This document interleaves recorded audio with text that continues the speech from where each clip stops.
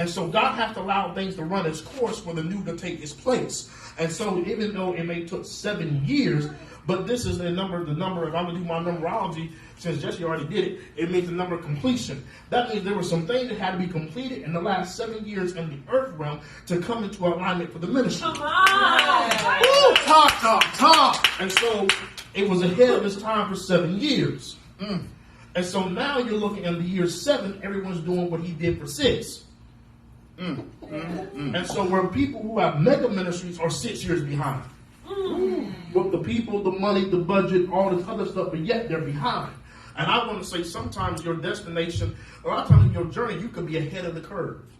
Elijah is giving the prophet a word of not where he's at or not where he's been, but what's coming next. Where he's going. Because what he's experiencing, he's saying, I just want to die.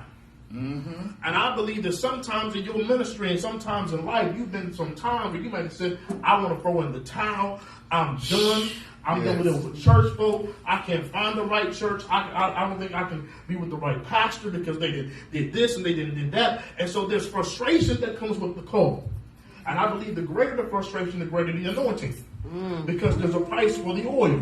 The oil don't come free, nor does it come cheap. And if you got your oil for cheap, that means you become a bootlegger in the spirit. And a bootleg thing is I can buy a movie for $3, but the value is not what it was for the full value if I bought it for real. Wow. And not only that, it becomes illegal. So if I get caught with it, I can go to jail for it. So meaning if I copy something, it's illegal in the spiritual realm. You can't dress up as a police officer and think you can arrest somebody.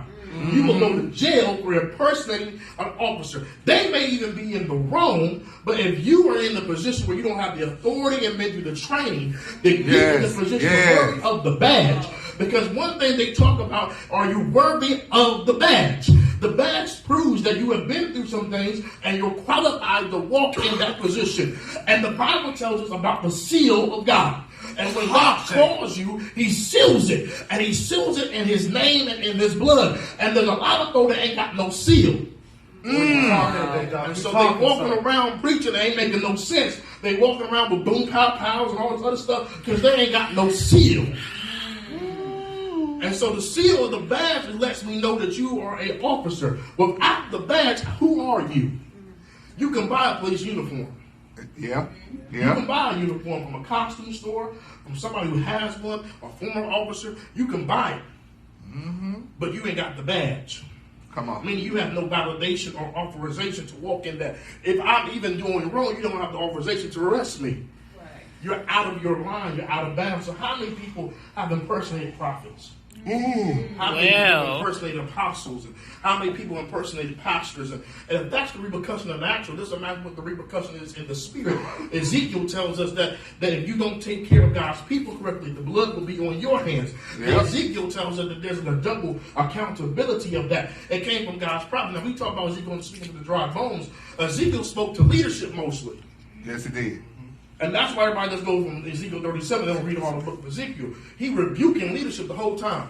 Because it was out of ordinance, and he goes to a valley, which is a dry place, a low place, and there's an army in the low place. And sometimes God will remove you from the noise, remove you from the fluff, and put you in a valley to be around something that looks like it's dry, but there's really an army on the inside of it. And the army is determined by what I speak out of my mouth. Because if I don't ever speak, the army never shakes. Come on, sir. Wow. If I don't ever speak, the Bible says when he spoke, it became a shaking. Before there were ever flesh on the bones, it was a shaking. Sometimes you can hear your breakthrough before you can see it. Because faith does not come by sight, but faith comes by hearing. And hearing of the word of God. My God, you better walk. There may be some empty chairs you're pastoring to, but you're speaking to dry bones. My God. People in Atlanta, people in California, people in Houston. Because don't get deceived by empty chairs. Empty chairs just mean potential for growth.